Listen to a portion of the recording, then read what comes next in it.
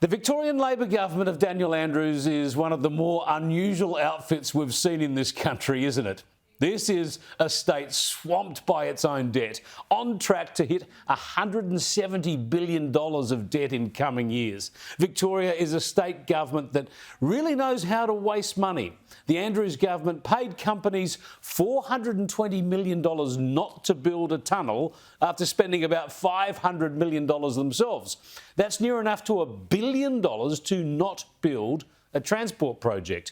The Victorian government has spent a total of about $1 billion on a group of consultancy companies, an increase of about 200% in the amount spent on this sort of advice. This is a government that over a decade has spent $24 billion when you add contractors and labour hire companies to those consultants. And this COVID paranoid Victorian government even spent $172 million on COVID masks that couldn't be used. And this was a government that shut down its city, its capital city of Melbourne, locked down people at enormous cost, economic and social, for longer than any other city in the world during the COVID pandemic.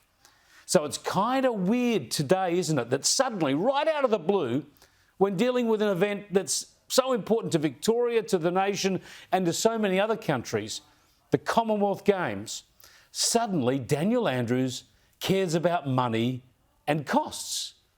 I mean, where did this frugality come from all of a sudden?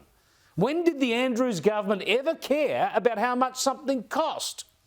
The bottom line here is that the regional Commonwealth Games concept, which was always sounding dodgy and difficult, well, it was rolled out early last year to be very popular in regional Victoria, and it helped Andrews in his comfortable re-election last November. Job done, re-election secured. Andrews is happy to dump the idea now and move on. It is extraordinary. And it's a great pity that the other states have been so quick to rule out staging the games instead. I mean, remember when we delighted in hosting these games and welcoming people from around the world in our folksy Aussie style like we did in Brisbane in 1982?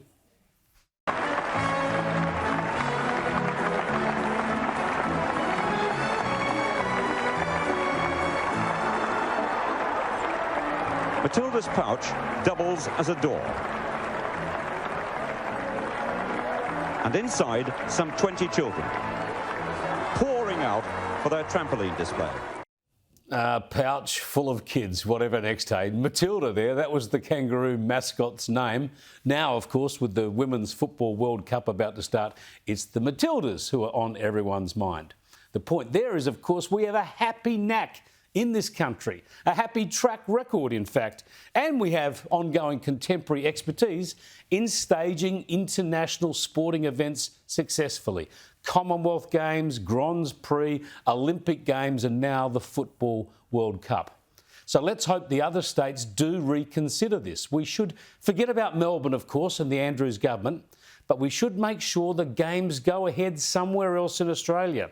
Certainly Sydney's got all the facilities and could do it in a canter, but Adelaide or Perth could handle the games too. And I'll cross to Perth later, where the Lord Mayor, Basil Zempilas, hasn't given up on staging the games.